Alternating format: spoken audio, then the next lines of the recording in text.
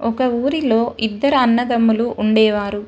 ఆ అన్నదమ్ములకి ఒకరంటే ఒకరికి చాలా ప్రేమ. వారు చిన్నప్పటి నుంచి కలిసిమెలిసి ఉండేవారు. ఒకే కంచం, ఒకే మంచం అలా ప్రేమగా కలిసి ఉండేవారు. అలాగే పెరిగి పెద్దవారు అయ్యారు. వాళ్ళ అమ్మా నాన్న వ్యవసాయం చేసేవారు. అదే పని వీరికి కూడా నేర్పించారు.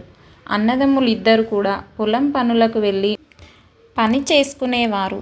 ఇలా రోజులు గడుస్తూ ఉన్నాయి. ఇంతలో వాళ్ళ అమ్మా నాన్న పిల్లలు పెద్దవారు అయ్యారు. పెళ్లి వయసుకి వచ్చారు కదా, వాళ్ళకి పెళ్లి చేయాలి అని నిర్ణయించుకున్నారు. వెంటనే మంచి సంబంధాలు చూశారు. ఇద్దరికి ఒకేసారి పెళ్లి చేయాలి అనుకున్నారు. అనుకున్నట్టుగానే ఇద్దరి పెళ్ళిళ్ళు చేసేశారు. పెళ్ళిళ్ళు అయ్యాక కూడా ఇద్దరు అన్నదమ్ములు ఒకే మాట మీద ఉంటూ కలిసిమెలిసి ఉంటున్నారు. కానీ వాళ్ళిద్దరూ అంత ప్రేమగా ఉండడం వాళ్ళ భార్యలకి నచ్చలేదు. వాళ్ళని విడదీయాలని అనుకున్నారు. అన్న మీద తమ్ముడికి, తమ్ముడి మీద అన్నకి చాడీలు చెప్పి గొడవలు పెట్టాలని చూసేవారు. కానీ ఆ అన్నదమ్ములు మాత్రం విని విననట్టే ఉండేవారు. వాళ్ళ భార్యలు ఎంత విడదీయాలని చూసినా వాళ్ళు పట్టించుకోకుండా అదే ప్రేమతో ఉండేవాళ్ళు.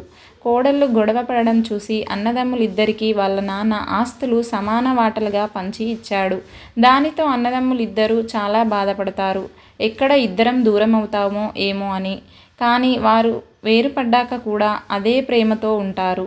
వాళ్ళు ఇద్దరూ వేరువేరుగా వ్యవసాయం చేస్తూ పంటలు పండిస్తూ ఉంటారు. ప్రతి ఏడు పంటలు బాగా పండేవి. పండిన దాంట్లో కొన్ని బస్తాల ధాన్యం తమ్ముడికి తెలియకుండా అన్న తమ్ముడు పండించిన ధాన్యం బస్తాల్లో వేసేవాడు. ఎందుకంటే మా తమ్ముడు ఎక్కువ కష్టం చేయలేడు, అందుకే వాడు కొన్ని బస్తాలే ధాన్యం పండించి ఉంటాడు, నాకంటే తక్కువ పంట పండింది అనుకొని. అలాగే వాళ్ళ తమ్ముడు కూడా మా అన్న ఎక్కువ కష్టపడతాడు, నాకంటే ఎక్కువ ధాన్యం పండిందో లేదో అని అన్నకి తెలియకుండా కొంత ధాన్యాన్ని అన్న పండించిన పంటలో కలిపేశాడు.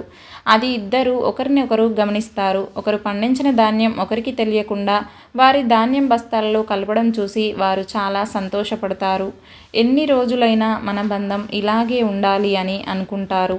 ఎవరు ఎన్ని చెప్పినా, ఎంత దూరం చేయాలనుకున్నా మనం మాత్రం ఇలాగే కలిసిమెలిసి ఉండాలి అనుకుంటారు. ఇదే అన్నదమ్ముల ప్రేమానుబంధం.